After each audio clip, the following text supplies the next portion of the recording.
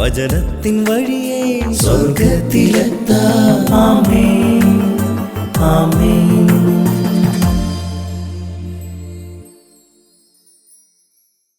യേശുവിന്റെ ഏറ്റവും പ്രിയപ്പെട്ട കുഞ്ഞെ, ജ്ഞാനത്തിന്റെ പുസ്തകം 4-ാം അധ്യായം 2-ാം വാക്യം. നന്മ കാണുമ്പോൾ മനുഷ്യനെല്ലാവരും അതിന് മാതൃകയാണ്. നന്മ അപ്രത്യക്ഷമാണ്. നന്മ അണഞ്ഞു പോകുമ്പോൾ, കാണാമറിയത്ത് നന്മ മറഞ്ഞു പോകുമ്പോൾ മനുഷ്യൻ നന്മ കാണുവാൻ തീവ്രമായി കൊതിക്കുന്നു.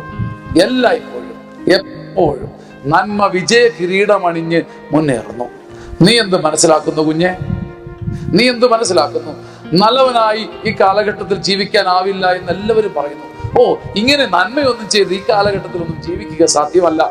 ജ്ഞാനത്തിന്റെ പുസ്തകം കൃത്യമായി പറയുന്നു, എപ്പോഴും എപ്പോഴും എപ്പോഴും തുടർച്ചയായ വിജയ കിരീടം നന്മയ്ക്ക് മാത്രം. നന്മ കാണുമ്പോൾ മനുഷ്യനത് മാതൃകയാക്കുന്നു. അത് കാണാതെ പോകുമ്പോൾ തീവ്രമായി നന്മയ്ക്ക് വേണ്ടി കൊതിക്കുന്നു. നിന്റെ നന്മയ്ക്ക് വേണ്ടി, നിന്റെ നന്മയ്ക്ക് വേണ്ടി ലോകം കൊതിച്ച് കാത്തിരിക്കുകയാണെന്ന് നിനക്ക് ഓർമ്മ വേണം. നന്മയല്ലാതെ മറ്റൊന്നും നിന്നിൽ നിന്ന് വരാതിരിക്കട്ടെ.